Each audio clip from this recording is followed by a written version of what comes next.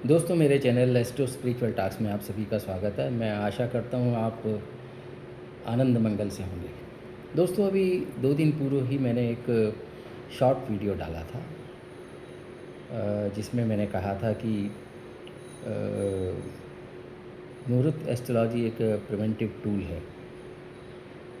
तो इस वीडियो को देखने के बाद हमारे एक मित्र हैं, डॉक्टर हैं, एक हमारे सेंट्रल गवर्नमेंट के हॉस्पिटल में हैं, सीनियर मेडिकल ऑफिसर हैं, लेवल 14 के अधिकारी।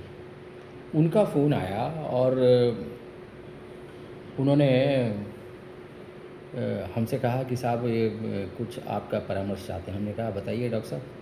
हमारा उनसे लगभग 15 साल से ज़्यादा से परिचय है। उन्होंने कहा कि साहब मैं सरकारी मकान छोड़ के और अपना एक 3 मंजिला मकान बनाया है हमने एनसीआर के अंदर, और कुछ 2-3 महीना पहले हमने वहाँ शिफ्ट किया है।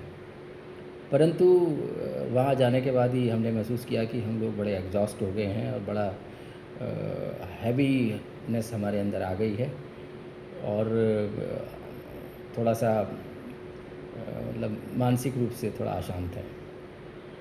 वे स्वयं, उनकी पत्नी और उनके दोनों बच्चे इस परिस्थिति से गुज़र रहे थे। हमने कहा कोई बात नहीं डॉक्टर साहब, हम जो भी संभव होगा हम सहायता करेंगे।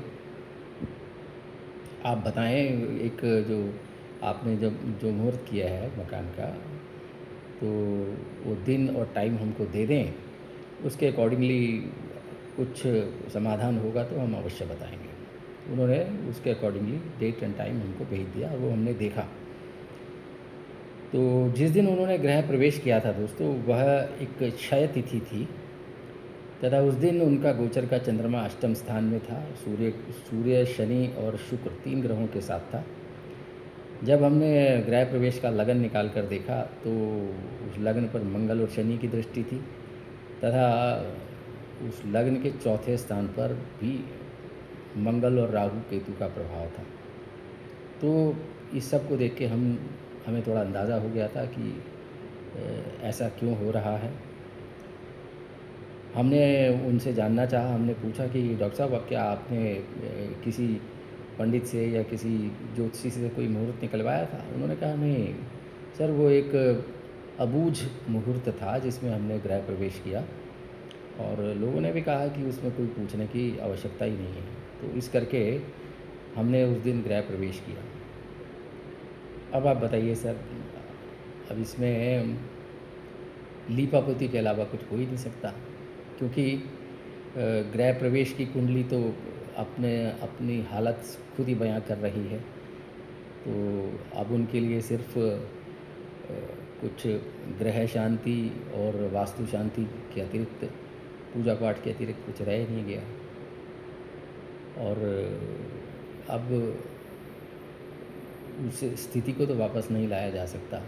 इसीलिए हमने कहा था कि एक प्रिवेंटिव मेजर है और इसका हमेशा अच्छे तरीके से उपयोग किया जाना चाहिए। मैं नहीं कहता कि हर कार्य के अंदर हमें मुहूर्त ढूँढना चाहिए या हर कार्य में हमें मुहूर्त के हिसाब से करना चाहिए, पर जीवन के वे आवश्यक कार्य जो हमें बहुत दूर तक, बहुत देर तक और बहुत गहराई तक, और जीवन के जो महत्वपूर्ण हिस्सों को प्रभावित करते हैं या कर सकते हैं, उन पर तो हमें अवश्य मुहूर्त का विचार कर लेना चाहिए। दोस्तों, इस संदर्भ में एक चीज़ और आपसे निवेदन करना चाहूँगा कि उन डॉक्टर साहब ने अबूझ मुहूर्त का ज़िक्र किया था।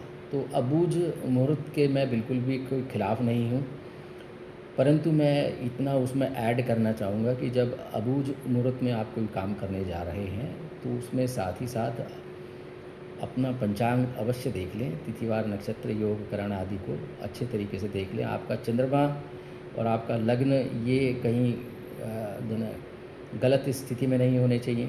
आपका चंद्रमा तो विशेष रूप से अच्छी स्थिति में होना ही चाहिए, और लग्न भी उसको सपोर्ट करने वाला होना चाहिए, तथा कुछ ग्रहण या क्रांति, साम्य या इस तरीके की चीज़ें, महापात वगैरह ना हो, इस चीज़ का ध्यान रखें। तभी उस अबूझ मुहूर्त का फल अच्छा हो सकता है, अन्यथा आपको परेशानी हो सकती है। तो मैं अपनी वाणी को विराम देता हूँ। हम इस पर चर्चा करते रहेंगे। तब तक के लिए नमस्कार। देखते रहिए एस्ट्रो स्पिरिचुअल टॉक्स। नमस्कार।